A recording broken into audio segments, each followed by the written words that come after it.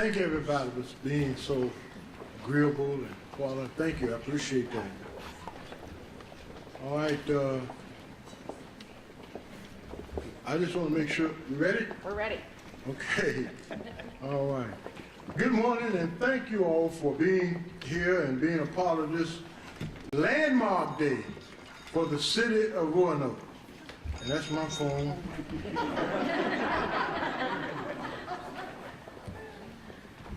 I thought I had everything on. Okay. But this is a landmark day for the city of Roanoke. Thank all of you for taking time out of your schedules to be here. And it's my pleasure to welcome you to the Fralin Biomedical Research Institute. What a beautiful building and with a bright backdrop to host this event. And I'm so pleased to be here. When I think of this building and the two people that I'm looking at, I want to really say something special about them. Nancy A.J., who's the CEO here. Nancy, welcome. Let's give her a hand for all that she's doing. Special thanks to the Fralins and the staff of the Fralin Biomedical Research Institute that helped plan this announcement, and especially Dr. Michael Freelander here.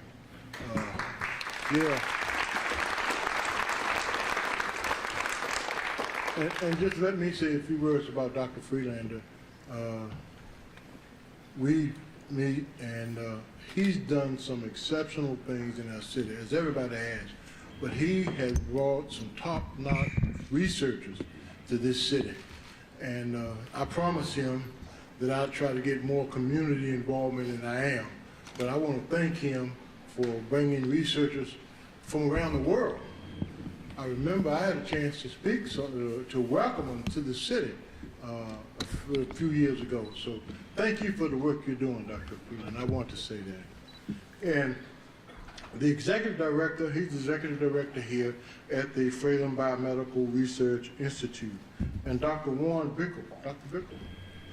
All right, let's give him a hand. Dr. Bickle.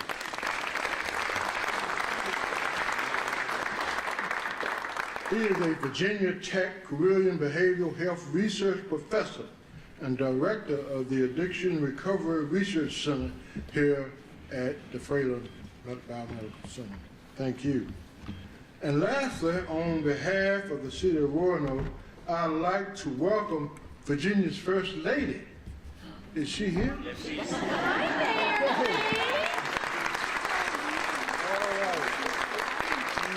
Big day. Big day. Big day. Thank you. Thank you. Thank you for all that you're doing. And First Lady Suzanne Youngkin, we're pleased and honored to have her here. And Attorney General Jason Myers is All right, another side. Oh, everybody, man. Okay. Thank you. And also I see the Secretary here, Secretary John. Thank you for being here. And thank all of you again for being with us today and sharing this exciting news. I've had the privilege of serving this great city in various capacities for 25 years and can attest to the triumphs and challenges that the city has faced.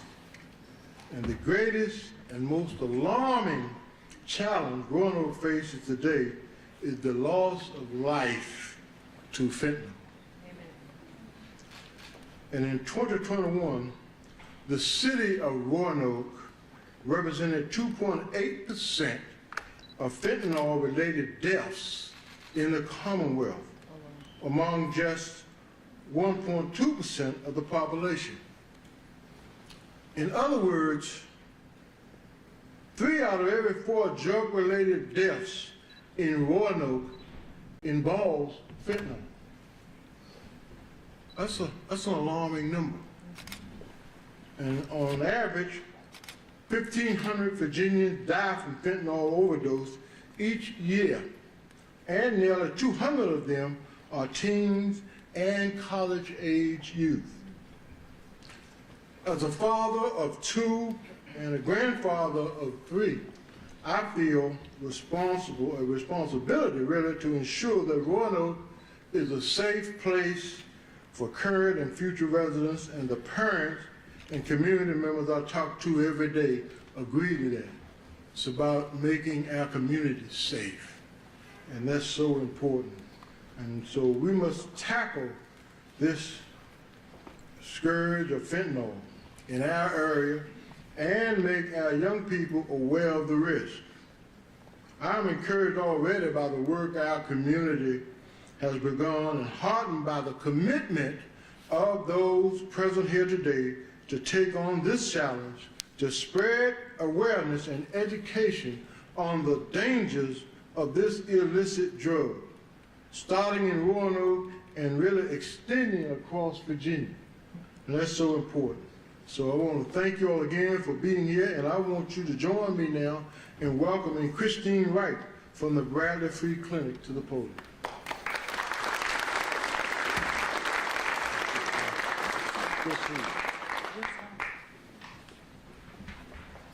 Good morning, everyone. It is an honor to be here speaking with each of you.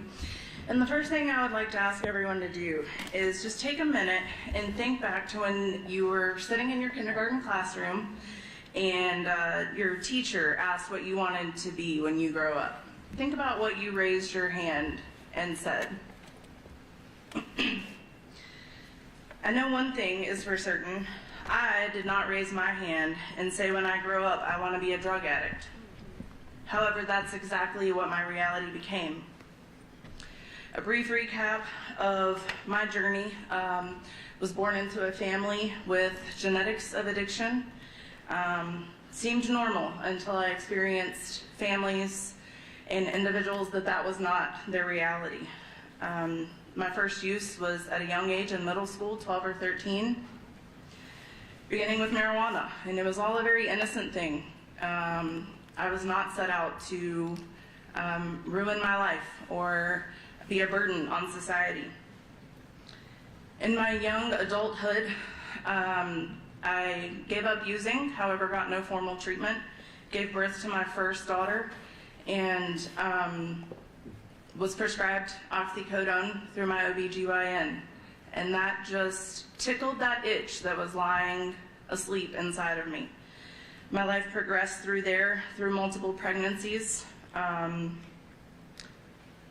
multiple legal ramifications, and including an instance on one particular day where I overdosed twice in the same day from fentanyl. That sounds mind-boggling. If you did it once, why would you do it again? My brain was hijacked. I was not the one in control of my decisions. The substances were making the decisions for me. There's a reason I'm still alive today, and I think it is to be here. My first child didn't ask to be born with addicted parents. My son didn't ask to be born addicted himself due to the consequences of my actions. My youngest child didn't ask to be born while her mom was incarcerated and handcuffed to the hospital bed.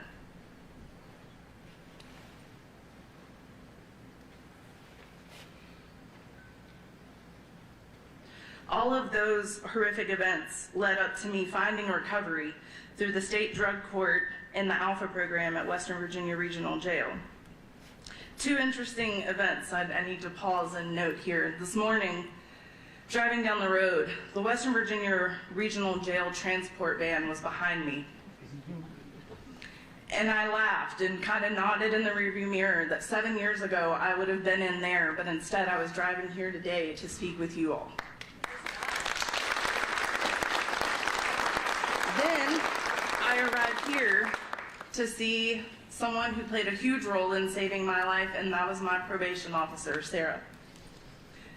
There were a lot of hands in the path that got me to where I am today. Part of the state drug court requirements are 100 hours of community service, which brought me to the HOPE initiative that I read about while incarcerated and in the Alpha program. That is where I met Janine, the director of Bradley Free Clinic, and the woman who gave me the window of opportunity to begin the life that I have now. In the last 7 years of my recovery, I've been helping people just like myself find treatment and recovery while also developing Bradley Free Clinic's behavioral health department to include psychiatry and counseling. It is a miracle that I'm even still alive, much less standing here in front of you all. I believe I was given the chance and I fought to live so that I could become the behavioral health program manager, serve on the advisory committee for the Roanoke Valley Collective Response to address the addiction crisis on a regional level, and a full-time mom to all 3 of my beautiful children. Fentanyl, among other substances, has robbed too many beautiful souls from this world too soon. Survivor's guilt is a very real experience, and I use it as motivation every day to rise up against this battle, not only for myself and my children, but for every person who longer has a voice in the fight. Statistics say 1 in 3 will struggle with substance use, and that's without factoring in genetics. All 3 of my children could very well face my same battle.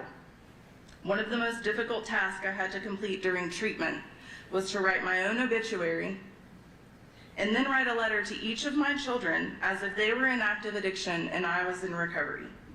Both very well could be reality.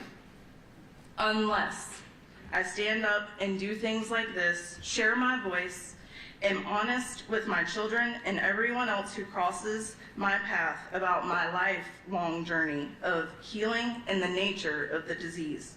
By doing this, I can break the generational cycle and create a better future for my children to leave the world a better place. One of my favorite quotes I learned in treatment, "Where there is breath, there is hope." And I will breathe hope into all future endeavors on the horizon. It is now my honor and privilege to introduce Attorney General Jason Miyares.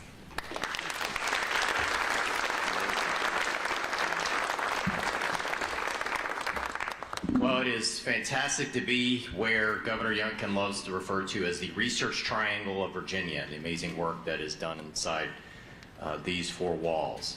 The reality is that so many of the people that are here in this room, whether it's Christine with her amazing story, Sheriff Hash, Mayor Lee, my friends with the DEA and the state police, anyone that's dealing with helping those dealing with addiction and recovery. The reality is they are the front line of an invisible war that is happening every day throughout this country and in Virginia. It's a war that happens in every community, rural, suburban, or urban. And it is a war that tragically has casualties. Last year, 108,000 Americans died of addiction-related deaths. And you hear numbers and it's hard to quantify that. That is the equivalent of 2 Vietnam Wars, in which we lost roughly 50,000 Americans over the course of 15 years. That is the equivalent of 2 Vietnam Wars every 12 months in this country. It's the equivalent of a fully loaded 757 crashing every day in America. We lost 2,000 last year just to fentanyl-related deaths in Virginia. It's getting here from so many places. Enough fentanyl crosses our southern border to carry every man, woman, and child in America 3 times over.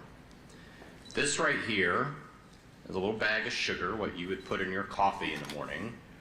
And this plastic bag, if this was fentanyl, this would kill every single person in this room, easily. It is 50 times more powerful than heroin. It is 100 times more powerful than morphine. It is everywhere. And so much of what we're dealing with, you cannot prosecute your way out of this crisis. We need prevention, we need education. That's so much of what this launch is about as well. One of the best ways to fight bad information is good information. I tell my team that works for me all the time, about 90% of life's problems can be traced to poor or miscommunication. For so many of our youth, so many of our parents, they just don't know. I've heard so many share with me, I wish I had known. The reality is, so many of our children right now, they're at a party. If somebody comes up to them and offers them a Xanax or a Percocet, or they say, I really need to prepare for that test, and I hear that Adderall will really help me. It's estimated anywhere between 60 to 70% of our counterfeit pills that are being sold right now in every community, on social media, on Snapchat. They're laced with fentanyl. It is a chemical compound that is everywhere. It's ubiquitous. So often kids are in high school, they're at an event, they never think they're taking fentanyl. They always think they're taking something else. And now these dealers are lacing it as something as simple as marijuana as well, and other drugs. It's not just in heroin, it's not just in counterfeit pills, it's in marijuana, it's almost in every illicit substance on our streets today. Roanoke has been at the heart of one of the great addiction crises in our nation's history, and they do amazing work. But a lot of times we ask about how we got here, and Christine shared a little bit, obviously, of her powerful story. And the reality is about 20 years ago, some of the largest pharmaceutical companies in the country decided to treat Virginia like we were a chemistry test. They said, we have this amazing new pain pill for back pains, birth-related, post-surgery, sports-related injuries, but don't worry, it's not addictive, it's OxyContin. And now we know that they knew. And so we're so proud of the fact that the Attorney General's office has been at the tip of the spear, holding some of these companies accountable. And these record settlements that we've gotten, some of the largest settlements in Virginia history, over $1 billion coming back to Virginia. That's not money that goes to our office. It goes to the Opioid Abatement Authority. I was so grateful for the General Assembly and the governor's work on that. And that grant money is going exactly to both education, prevention, awareness, and treatment. And so we're just very, very proud of the fact that right now what we're trying to do is get that good information to parents, to stress to them to have that conversation, both preventive and then also on the road to recovery. I think one of the great lies we have in our society is somehow we got this idea that asking for help is a sign of weakness. It's not. Asking for help is one of the most beautiful, one of the most brave acts you can ever do. And your family and your loved ones will be forever grateful because they see what sometimes those in the doors of addiction can't see. They know their potential. They know their God-given potential is being robbed from them because of the throes of addiction. So we also want to have that message. Ask for help. Your family and your loved ones would be forever grateful that you took that one step. Now, we launched One Pill Can Kill last November with the First Lady, who has been an incredible partner through this journey. You know, First Ladies can take on a lot of different issues. This is a heavy one. This is a one that's not an easy issue. This is a one that she's taking on because it is personal for her. She will share how it has touched her and Glenn. And I can tell you, when I got to know Glenn as candidate Glenn Youngkin before he was governor, this was an issue he brought up to me from the very beginning as something he was passionate about because it's touched them and their friends and family personally. So please welcome an incredible partner, an incredible voice on this, as it only takes one to rob you of your dreams and your life and your family. Please welcome the wonderful and gracious First Lady of Virginia, Suzanne Youngkin.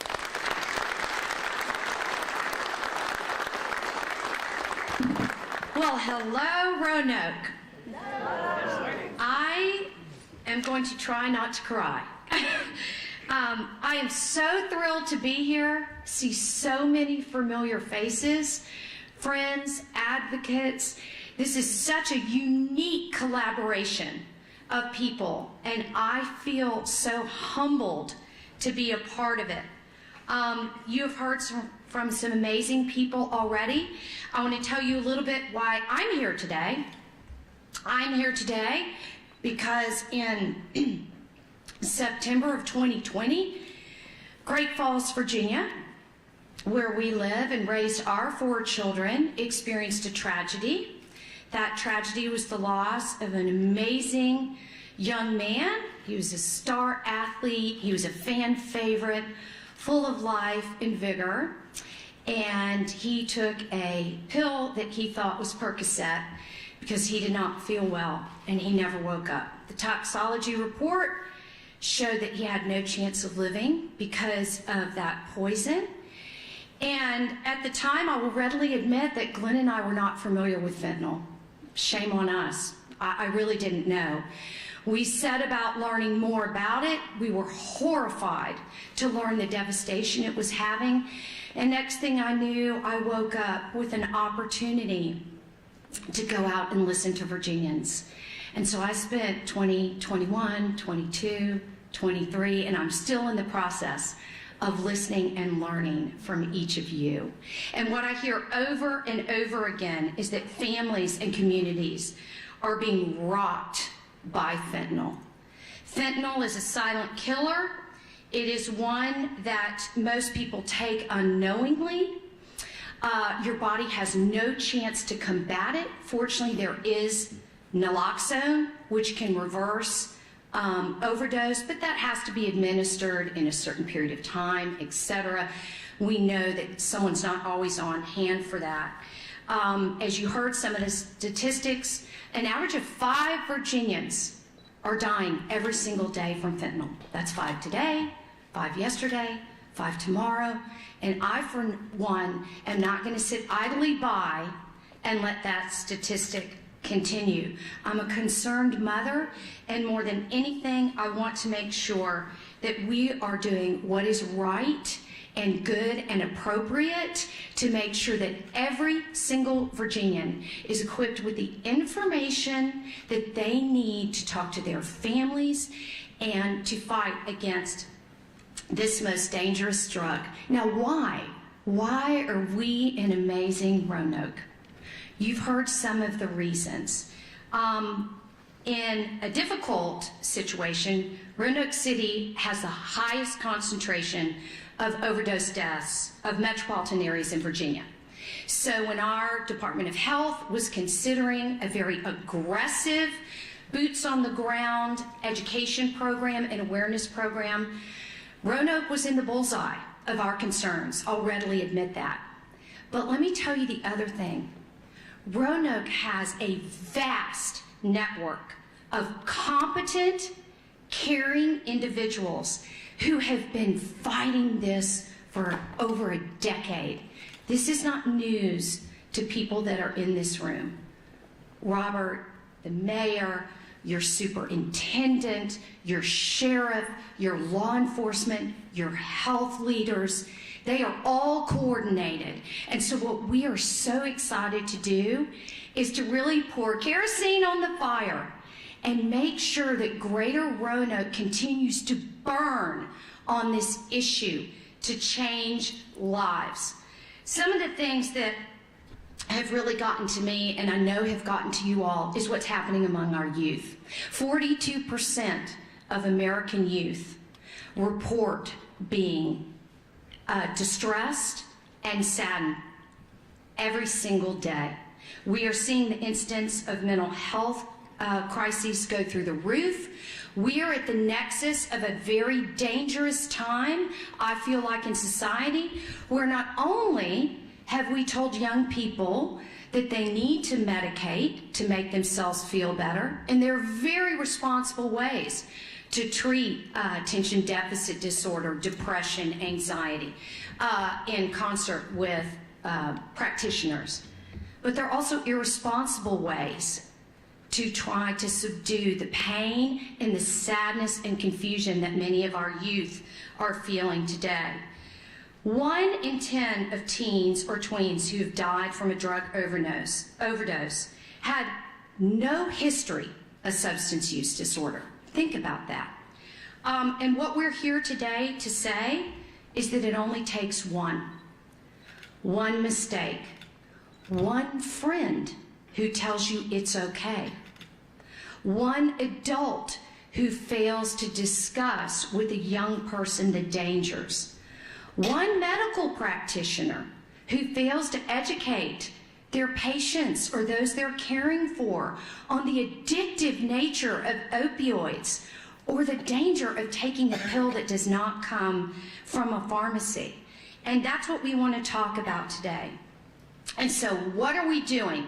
We are rolling out a all-hands-on-deck communication program here in Roanoke, something that has never been done in the Commonwealth of Virginia. We are going to be working in schools. We are going to roll out digital resources. We are going to roll out websites with information. We are going to encourage Virginians to call 211 if they need help finding the resources that will help them either with substance use disorder or some of the other issues that are just plaguing them in their lives. We want to empower parents with a toolkit that helps them understand the dangers of fentanyl and how to talk to the ones that they love. And we want to celebrate the good work of the collective here in Roanoke, who is spending their time and their energy making sure that they care for and show love to their citizens. I am so encouraged by what's happening here. This is a complex issue. It is not something that is happy. It is something that is important. And we all know that, and we are all ready to fight, not only for the memories of those that have been lost, but for all of the Virginians' lives that we collectively are going to save.